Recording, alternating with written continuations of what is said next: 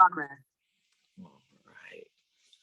All right. So thank you everybody for coming out. I'd like to welcome y'all. This is going to be a talk on no self. It's not going to be really in depth. We're going to give some theory and kind of deconstruct a little bit of practice, but it's such a deep subject, and it's really difficult to try to teach multiple people at the same time, or because everybody responds to this differently. So so let's review past few weeks. The first talk was on why mindfulness is important in our lives and how it could be useful, and the second talk was really how to get started and overcome procrastination and the tips and tricks and the neuroscience around that. And I believe we went on to mindfulness of thoughts in the third talk, and then mindfulness of emotions, and all those can be found on the YouTube channel. And yeah, today, no self. No self is something that is taught, and when this is kind of interjected as primary, this is what makes up kind of the emerging school called non-dual mindfulness, when we really incorporate this into our practice. So yeah, I'd invite you all just to really become aware of the sensations in the body right now, what it feels like to be seated, maybe the flatness on the floor, the pressure on your butt or your legs, whatever you can feel, and just keep a little attention into that with your eyes open, just a little attention into the body, and then give the other attention to what I'm saying. That kind of can help with the retention and the chatter that normally goes on. So let's just jump right into it. The concept of no self. So the concept of no self really is some of the dated back to some of the oldest writings, or at least religious writings we have in the Upanishads. They reference it pretty thoroughly in some areas. And, fast forward a couple thousand years, and when Buddhism started, we're not sure how many thousands when the Upanishad was written, but if we fast forward as much as the Buddha broke with Hinduism, definitely kept that tenet of no self, because it's really not a belief. It's something that's found upon investigation. And then there's these schools of, that popped up through Vajrayana Buddhism, through Tibetan Buddhism, that lineage, and such as Mahamudra and Dzogchen, which are specifically non-dual schools in Buddhism, or you could say non-dual mindfulness. And then there's the school of thought in Hinduism called Advaita Vedanta, which is near and dear to my heart, and that's straight non-duality. And this is kind of the tenet. This is what kicks off non-duality, and we'll get into that as we go through this. So, like I said, there's no real formal way. There is inside of the school of Buddhism, don't get me wrong, but is this emerging secular mindfulness that I'm interested in, using it in therapy and using it to help people. There's it's kind of just emerging over the past few years. And so a lot of the teachers that are teaching it right now will teach it right after, or pretty soon after, the basic, or what we call dualistic mindfulness. And as I talk about this, I've got to say, remember this, the conceptual of this that's not where we want to land. The conceptual alone is not going to help us on this. And it seems kind of paradoxical that the conceptual, the mind, is being used to help free us from an affliction of the mind. A favorite saying I heard years ago is using the thorn to remove the splinter when talking about this. We are using the mind to really help with the splinter that the thorn gave us, the suffering that the mind gives us. And the conceptual serves as, it's kind of a framework so that the pointing out, the glimpses that we do inside of meditation and throughout the day in mindfulness, it helps it make sense. So it is important to understand that. It can be helpful, but understanding it alone, we could go through all the various things we understand, but they don't seem to help us. So the understanding alone is not going to help us. This is experiential and needs practice. All right. So the practice is called pointing out instructions or glimpses. And I'm going to refer for the in-depth training on that to some of the more experienced teachers. Locke Kelly would be one of my favorite ones. A friend of his, Brian Tom O'Connor, wrote a book that has over 100 glimpse practices. It's called Awareness Games. It's on Amazon. It's incredibly helpful. There's also Sam Harris, who I'm a huge fan of. There's lots, and he has lots of teachers on there for non-dual mindfulness and lots more resources. We're just going to kind of skim the surface in this talk here, kind of get you interested, I hope. So when we talk about non-self, I guess we kind of need to understand or get clear on the terms of what self are we talking about? What's the self? And I'm not talking about the physical self. I'm not talking about that. This is obviously here. I'm talking about the mental construct, the idea, the sense, the idea that there's a me up here. Sam Harris likes to say that there's a rider on the horse, right? And so it's definitely a mental construct. And I might say this a little bit later, but the reason it's so important is, if we look at how suffering occurs, if we looked at it kind of as a math problem, there really has to be a self that has to be under threat. And so this mental construct of the self, as we start to loosening that grip, that framework on it, you can see the implications on the suffering, or hopefully you can see that it'll be really helpful. So biologically, in the brain, the neuroscience of this is left hemisphere. These are a group of cells in the left hemisphere that give us this feeling, this separate feeling that I am separate. I'm here, you're there. And it is just a small group of cells. And if they're damaged, you can literally not feel that. Jill Taylor, the neuroanatomist that suffered the stroke on her left hemisphere, describes this beautifully. She lived in that state, which she called, nirvana. She said what the Buddhists call nirvana for years, as she learned to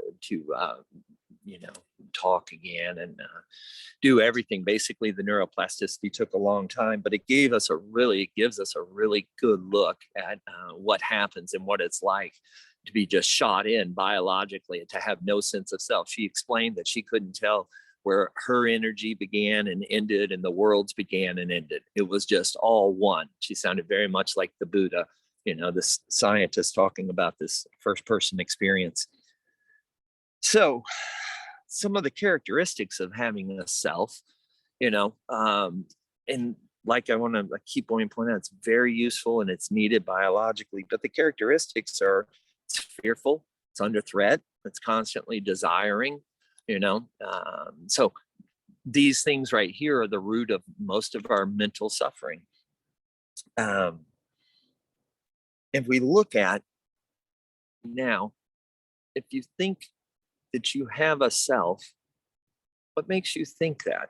What comprises the self? If I were to look at this myself, I would say memory, cognition, several things like that. And cool. And we'll get to that here in a second. But it feels like I'm the center here. And there's these others, all experiences happening to this sense of self here. And it's in the base. And it's usually behind the eyes, that I'm in the head. And this is conceptual. This is a conceptual framework. It's the base of my identity, of who I am, and what I am, what I want.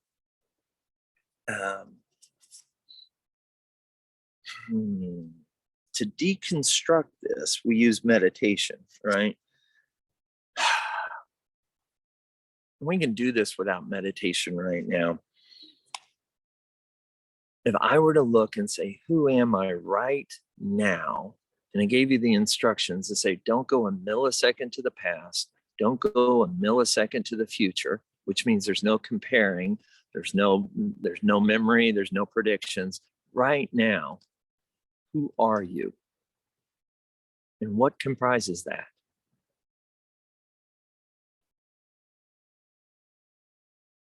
And of those answers, can you see that those are also appearances in consciousness? The thought, the sensation, the knowing, all of these appearing in this, undefined, vast, bright, alive condition that we call awareness or consciousness. We're not going to be able to grasp it. It's not a thing. It's not something we're going to get to.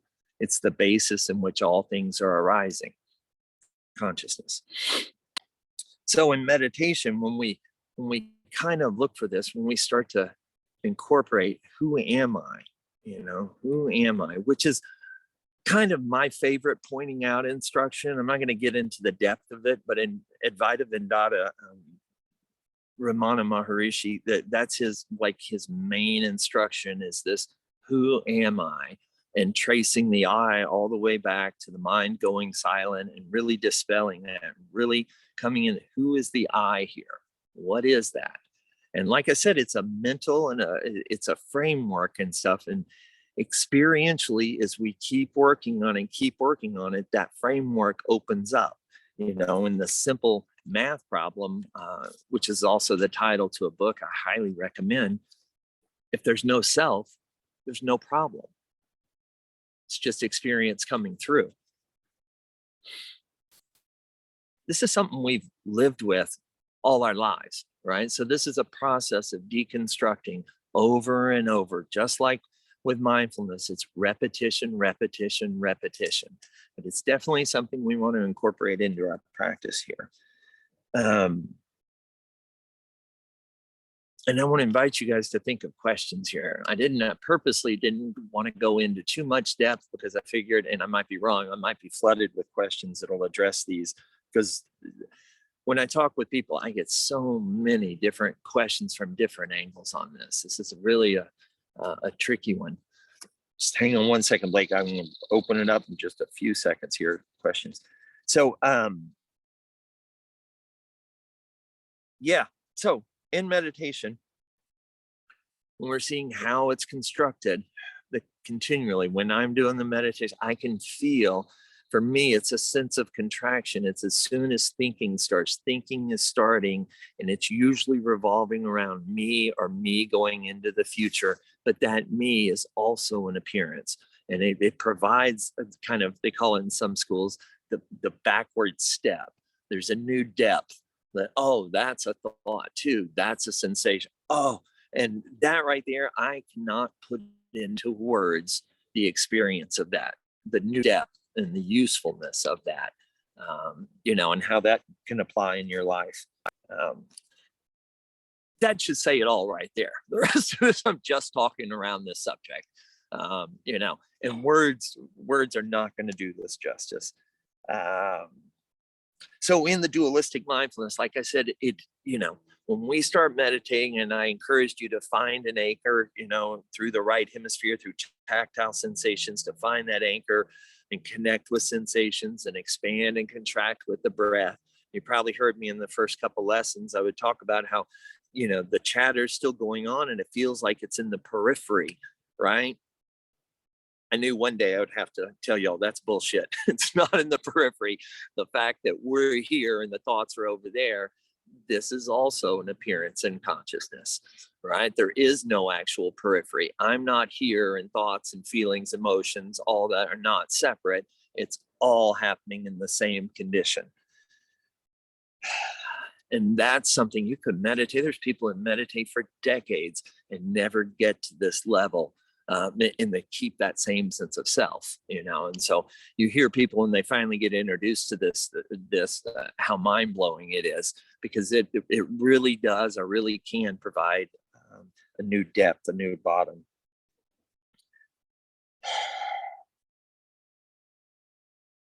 So everything that affirms this self or this center is an appearance in some form. But the problem is it's not recognized as an appearance in consciousness. That's why it is so important that as we're doing, thoughts, we don't want to just see it as a thought. We want to see these as appearances, see them as appearances, and mentally call them appearances. They're different flavors, they're thought flavors, emotion flavor. They're different types, but they're appearances. They're appearing in the same mysterious, indescribable, not touchable, not feelable condition that we become aware of. We can become aware of it, but it's not tangible.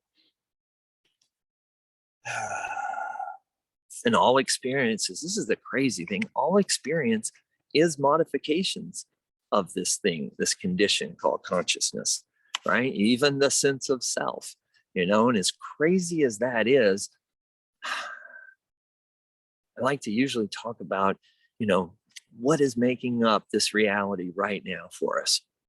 What's making it up? Well, obviously the five senses are bringing it into what? What is aware of it? We could make a little computer simulation, hook up a digital camera to a hard drive, and we could watch the information coming in. We could hook up, so we could do two eyes, two cameras for eyes. We could do two microphones for ears, a speaker for a mouth. We could have the data coming in and see the data on the hard drive. But is it conscious? Is there something that's aware? Is there a condition of awareness, that feels like something? Does that, Dell computer feel like a Dell computer? Is it conscious? And the answer would be obviously no. So there's that thing, there's that condition called consciousness.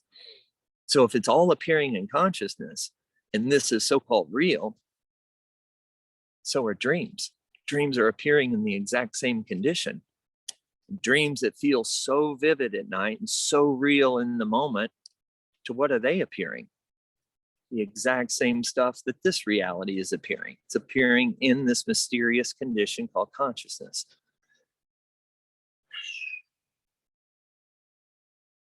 And so why add this to the practice? Like I said, a new depth and a loosening on the grip, which is really ultimately a loosening of the suffering. What it's done in my life, what it's done for me, is when things get tense, there's a new depth to drop back to. Whether I decide to jump back into the relative situation, there's a new depth that's not threatened. There's at least gives me more of a chance for that sacred pause and that new depth. There's just stimulation and stuff happening. There's not this constant reaction because there's a self that's continually under threat. Am I really good at it? Not all the time, no. And you really can't tell if people are. It's really this process is something that's internally. You start to notice it when you stop suffering so much, when you stop tripping over, the past, the future, because those things, they're part of that equation. The self is what they're occurring to. And when we start to see that self as something that's practical and useful and very much needed biologically and very much needed in the relative world, but ultimately it's not true. And do we live in that? No. What we try to do is keep some, some awareness of that.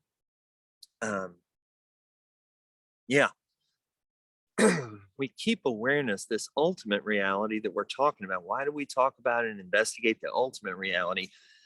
If we don't live in it, it informs the relative reality. It really helps me, I guess the best word, to describe would be informing the relative, really. So for me, it's been huge. This is really one of the biggest pieces that's needed to be practiced, and it really does add some depth because it's taking out the little me that's under threat, right?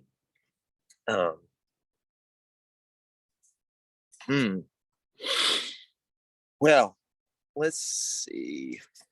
I was thinking about doing some pointing instructions right now, but the confusion that brings up, I thought maybe I should just go ahead and start to address questions about this and see if we can get this a little bit more interactive, just kind of a space that I work a little bit better in rather than these monologues. So, Blake, did you have a question? Probably multiple questions. All right. Good. First off, duality. I'm not really. I mean, I kind of remember something about that from a long time ago about maybe the difference between mind and consciousness. And I mean, I don't know if you explain that. And secondly, what's the difference between a thought and an appearance? Okay. All right.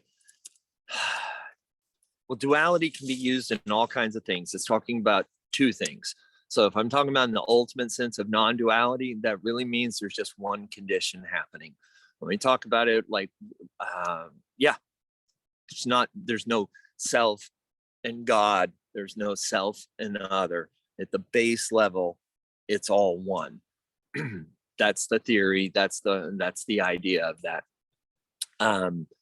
Let's see. The second question, I'm skimming the surface. I'm not going in depth because every school is going to have a slightly different look, but just really to understand that that's it. There's not two. Like I said, Advaita Vedanta means not two. It's literally not two. It's one condition. We could talk about that in the physical world. We could talk about it in the internal world. The second part of your question was, the thought and appearance. Great. A thought is an appearance. In the wide open space of consciousness with the mind blank right here, up pops an appearance in consciousness. That thought appears inside. Let me just say it is on the stage of awareness. Up pops a thought, like up pops an itch, up pops sadness, up pops a sound. I have no control over that thought, I have no control over that sound. They rise into awareness and they disappear into awareness. Everything is arising here for a second or however long its duration and gone with nothing for me to do about it.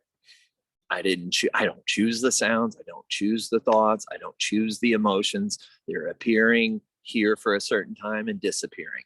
When we start to understand that, that's really, we start to understand kind of the nature of reality and what's happening here. Does that make sense, Blake, or does that lead to a couple more? Maybe a little bit. I think I'm going to have to ask for some kind of some reading, privately you can get with me and suggest some stuff that maybe would, have me be a little more in the same universe with you so I can ask maybe more appropriate questions. Sure. The main part of this talk was that I really want to introduce this concept so that inside of meditations, it can be looked for. We look for the sense of self. That's all I really want to see. The mental construct and the framework, and it's not something we can have glimpses of it and they can be quite like, whoa, because it's really rather disorienting when everything that I think of me is also an appearance in consciousness. And so it's like a further step back. We're like, wow, that's a thought.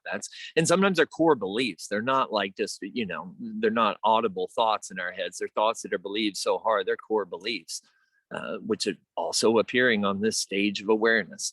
And I'm not trying to make any like metaphysical claims about what consciousness is or any of that. This is all kind of first person, the character of this experience. We're just trying, what does this feel like? What is this like experientially? Cool. Anybody? Yeah, I have a question, Chris. Yeah. So I'm imagining sharing something like this with my clients or my students. Mhm. And I'm hearing the argument about relationships and responsibility to each other. Mm-hmm. Yeah, that's a great one. Because if I can distance myself from everything because it's an appearance, then I'm not responsible for anything that Right. my 100%. appearance might have done. Right, 100%. Yes. So that's a great question. So this is more of an internal thing. We're still accountable to the world and accountable for our behavior, but internally, how I view myself, this sense of me that needs to be right, that needs this and needs, if that thing can be loosened up and realized there is no me, there's just hearing, there's just thinking, there's just seeing. There's no, the Upanishads I was mentioning earlier says you cannot see the seer of sights, you cannot hear, and it says, it's different, it's translated different ways, but it'll say there's no seer of sights, there's no hearer of hearing, no smeller of, so it just goes through all the list. Explaining that, at the depth of it, and in Buddhism, it uses the aggregates, and at the depth is consciousness.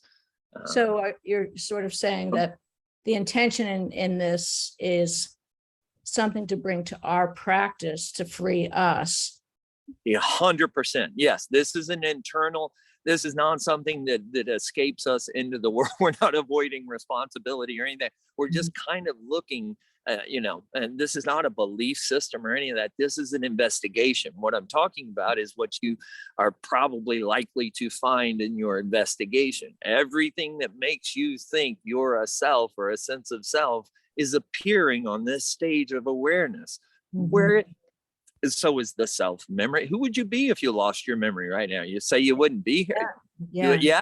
So all of these things, that I don't like this, I'm afraid of this, I'm afraid, they all need that in that math, that framework, they need a self to, and then the threat needs to come, and, self plus threat equals fear, So like I would be describing this as, in my experience, I would be describing, everything that has happened isn't. It was, it isn't. And everything that will happen hasn't been. So there's just this second, and there's just this breath. But now you're even taking that away. Yeah, well, just saying, that's all there is just this breath. It's in the mental framework that I am, because at the base of this, the self is where the identity starts, right? The identification, I am this. And that identification right there, I love Eckhart Tolle's quote, identification with the mind or the self is the main obstacle to enlightenment, right? That, right there. That because then all the feelings are about that me. Right. Well, the conscious, wide open awareness that we were when we were an infant, we were in utero, this wide open awareness is contracted down to me. And now me has this fearful animal based thing. And we're like, actually, if we can loosen that framework, you'll see that, wow, it can give us more of that sacred pause. It can get like, it's not so, it's really helpful. Yeah, it's really beautiful. Yeah, it's an illusion. And when we start to pull it apart, it can be quite liberating, unbelievably at times. Yeah. Okay. Thank you. Thank you for the question. It was a great question. Ooh. Anybody else? Come on, Blake. I was going to say, it's almost like the self is like an adulterated reality almost.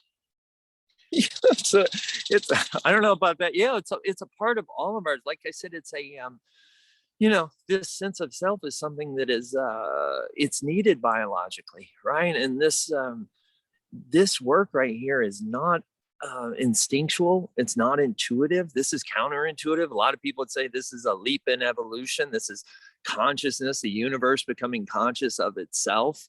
This is this is, I could see how this would be confusing to a lot of people, because that sense of self there is really needed.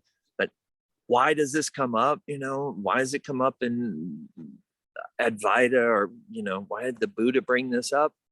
All the Buddha was trying to teach was suffering and the cessation of suffering, and this is one of the root causes of suffering right now, is this perceived sense of I, me, and I don't want that, I don't like this, I, and the I is really, really tight as if it's real, but it's actually not. It's based on these memories. It's useful and needed, don't get me wrong, in the relative world.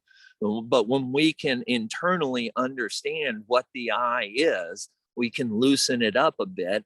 And in my experience, it has helped me emotionally regulate so much because it's the sense of self that feels the threat. So it's almost as if the I is our body's way of keeping our species alive. Yeah, yes. Yeah. I mean, and it's so useful because I'm here. I mean, and it's needed in the relative world. I'm not saying we lose that. Yeah, there's a bunch of I call them the little wacko guys that are in the non-duality school of spirituality, and they try to, I don't know if they're playing a game or not, but they try to keep this in the relative world, and it looks like a show because it's not useful, it's not helpful. But internally, as far as your depth goes, just look at your suffering. Your suffering is about I into the future, or I regretting from the past. And what if that I was loosened up enough? What's going to hurt? What's now? There's just the transactions happening. There's just memory. There's just prediction. And so it's not as simple as I'm making it there. But as you start to play with this, and everybody has to start playing from wherever they start. That's why it's not as easy to teach as mindfulness of thoughts or emotions, because this is, like I said, it's wound into us from early on in childhood, so. Chris, I like that. You said the loosening up of I. That makes sense. That's a nice, easy way to think about it. Yeah. Thank you. Yeah. Thank you, Blake. Yeah. We've got time for another question or two if anybody has any. Just unmute yourself if you do. If not, we'll move on to a quick little meditation. If y'all ready for that, give me a thumbs up. I want to do the meditation. All right. Well, let's get on to the meditation. All right. Set the timer here. All right. So find a comfortable position. I suggest if you're seated in a chair to have your feet flat, and if you're sitting cross-legged, in a comfortable position with the spine upright. Let me go ahead and start this. All right.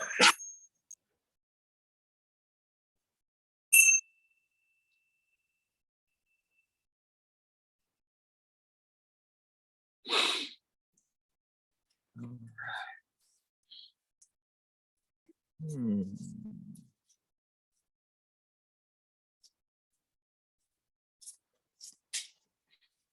All right.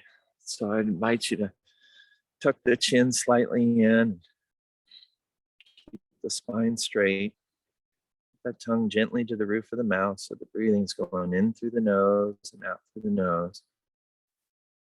See if we can get some diaphragm breathing, meaning let that belly extend over, let it push out rather than the chest. That'll calm down the parasympathetic nervous system. For the first few breaths, it's fine to use like the feel on the in-breath and the count, but we'll drop that soon.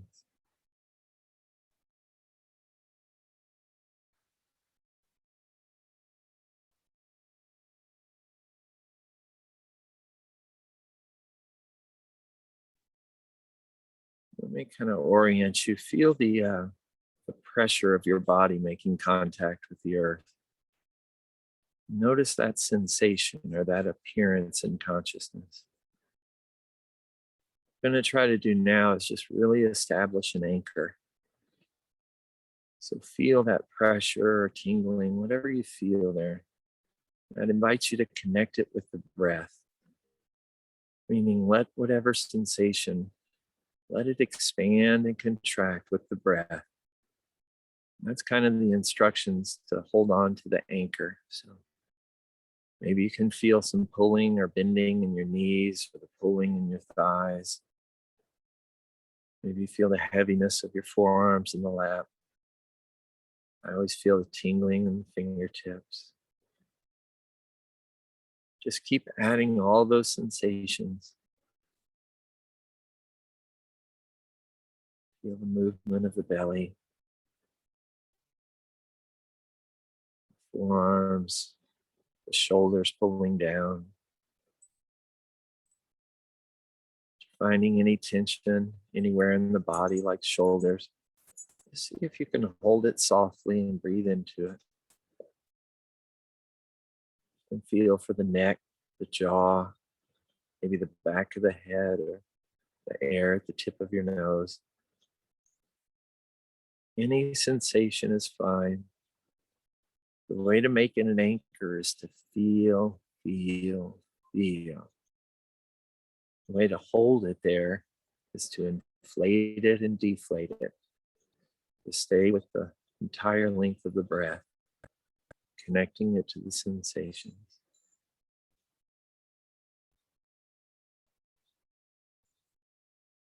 And I invite you with your eyes to keep a wide gaze in the darkness with your eyes closed. You can imagine looking over, like right now, the Grand Canyon of darkness and blotchy colors. This has an effect on the mind, more expansive effect.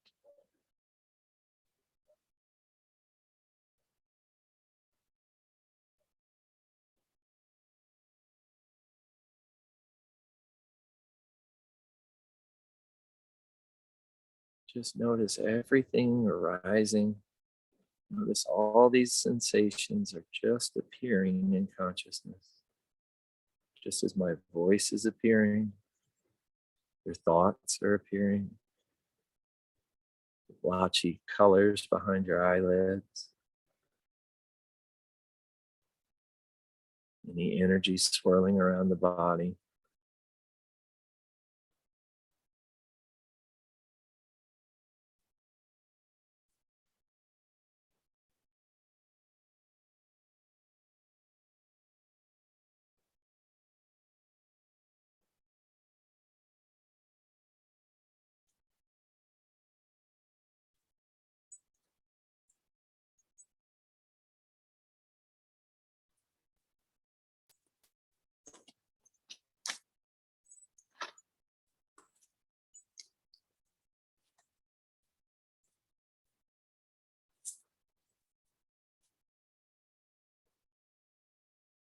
Your mind's wandering, just bring it back. It's not failure, that's what's supposed to happen. The moment we realize it, we just return. We do this countless times. Repetition, repetition.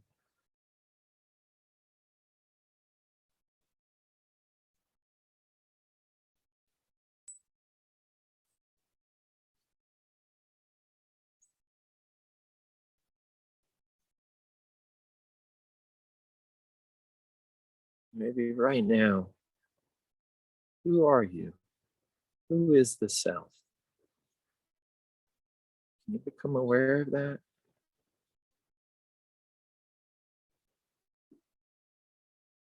The physical body, but the mental construct. What comprises you?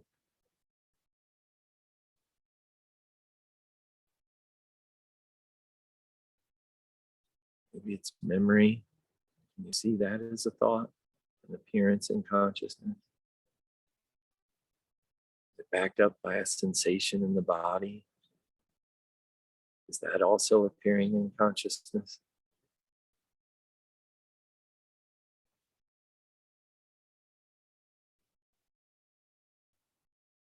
I invite you to become aware, sense or feel the empty space around the body, just outside of the arms, just behind the back, in front of the face. Sense or feel for it.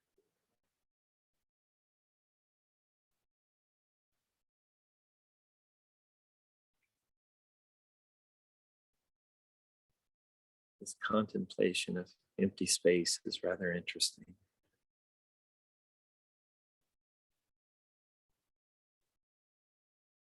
Notice how that puts us possibly in the center.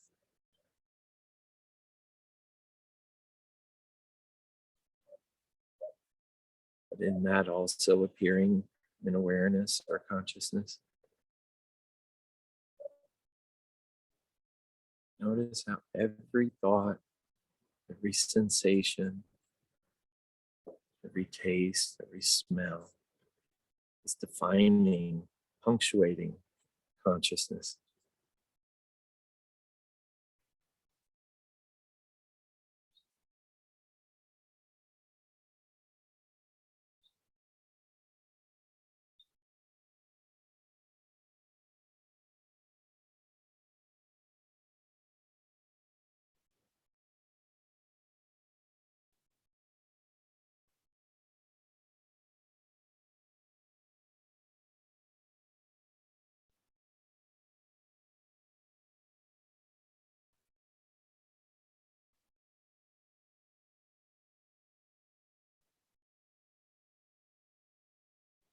Just continue to expand and contract.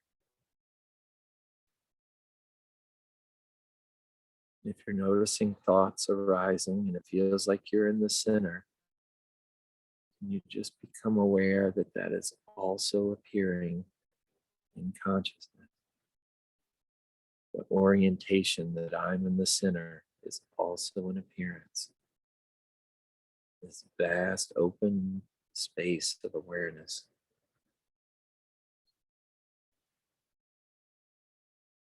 Undefinable.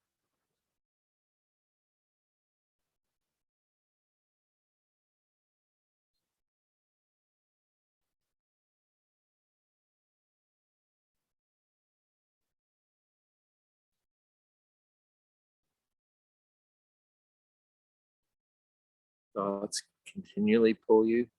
Don't worry about it. Don't judge yourself. Just non-judgmentally return back. Become one with the sensations, expanding and contracting, and noticing all the varieties of appearances in consciousness. They have to be, or we wouldn't be conscious of them.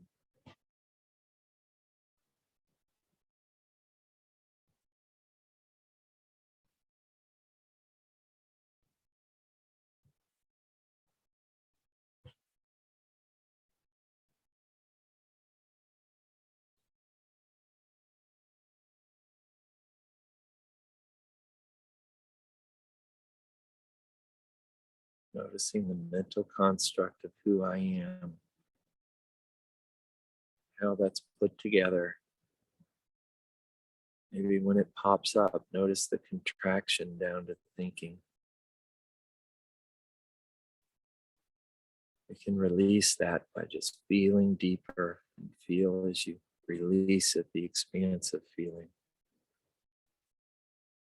that happens when there's not thought present.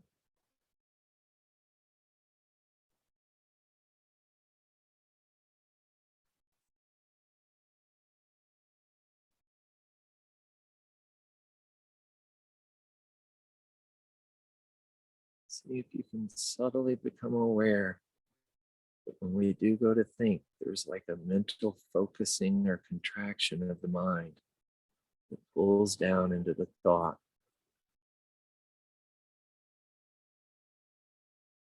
When we realize it, just connect with the sensations and drop it. Feel, feel, feel.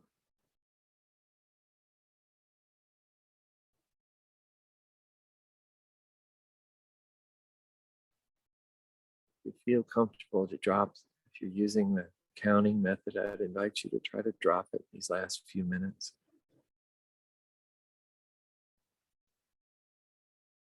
Just expand and contract.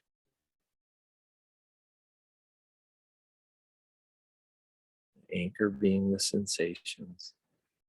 We just allow the thoughts to come and go, noticing them as appearances, allowing the sounds to come and go, noticing them as appearances. Same with the emotions, the sights, taste.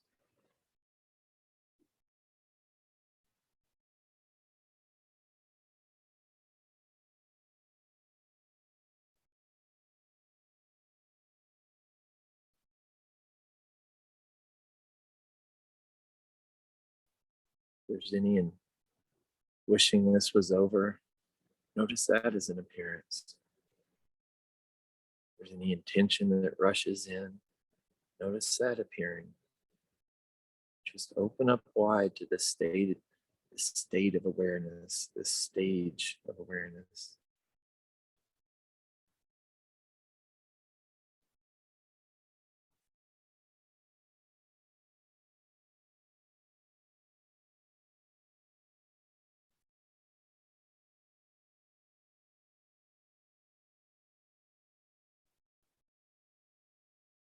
This presence being a new depth, and we find this alive, awake awareness It's not burdened with the identification of the thought or the body or the feelings. Just expand and contract.